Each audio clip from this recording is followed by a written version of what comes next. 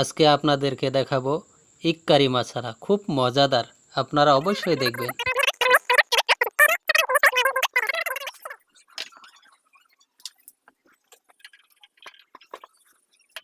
এখন আমাদের ডিম সিদ্ধ হয়ে গেছে, তখন এটা আমরা নামিয়ে নিব। বন্ধুরা, আমার কড়াইটা এখন গরম হয়ে গেছে, তো এখন আমি খাঁটি সরষের তেল আমি দিয়ে নিচ্ছি। এগুলো দিয়ে দিলাম। সামান্য পরিমাণ আমি হলুদের গুঁড়ো দিয়ে দিলাম। তো এখন আমি ডিম কটা মেখে নিচ্ছি, তারপরে তেলে দেব ফ্রাই করার জন্য।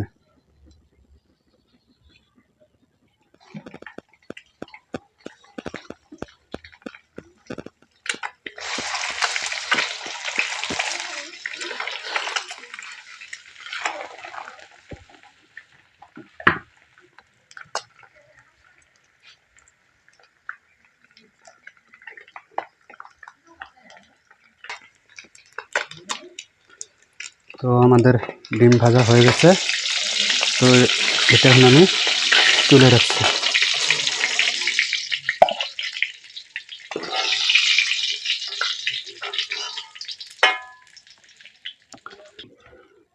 তো এখন আমি পেঁয়াজটা দিয়ে দিচ্ছি।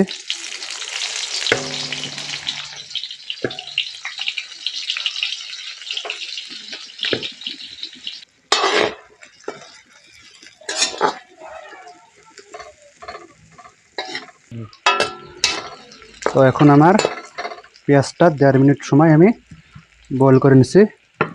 তো এখন আমি রসুন দিচ্ছি।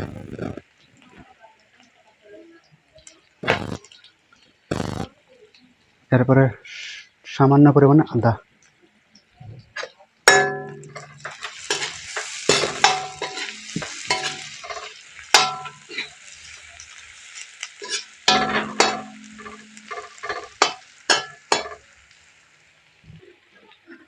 এরপর কিছুটা 5-6টা কাঁচা লঙ্কা আমি দিয়ে দিচ্ছি।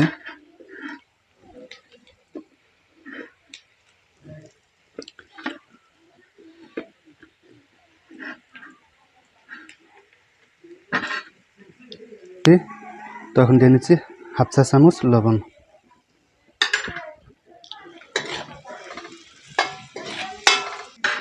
তো এখন দিয়ে নিচ্ছি 1/2 চা চামচ হলুদের গুঁড়ো।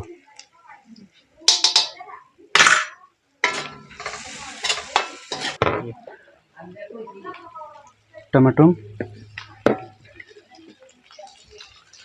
তো এই ক্ষেত্রে চুলার জালটা একদম নরমালি রাখতে হবে, নাহলে পেঁয়াজ বেশি ভাজা ভাজা হয়ে গেলে রেসিপিটা ভালো হবে না। তো এরপরে দিয়ে দেবো আমি 1 চামচ মরিচের গুঁড়ো।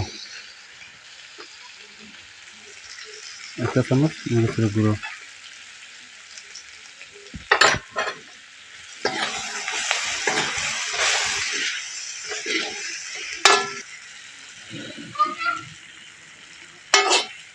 তো বন্ধুরা, তো আমার ইতিমধ্যে পেঁয়াজটা ফ্রাই হয়ে গেছে। তো আমি এখানে অল্প পরিমাণ আমি জল দিচ্ছি, যাতে এটা ভালো করে অল্প সিদ্ধ হয়। আপনারা চাইলে এভাবে বাড়িতে বানাতে পারবেন খুব কম সময়ের মধ্যে। তো এটা একদম সুন্দর একটা রেসিপি, খুবই খুবই সুস্বাদু। তো দেখেন কি সুন্দর কালারটা চলে এসছে। তো বন্ধুরা দেখুন, রেসিপিটা হওয়ার দিকে চলে এসেছে, আর 2-3 মিনিট সময় জাল দিলে হয়ে যাবে।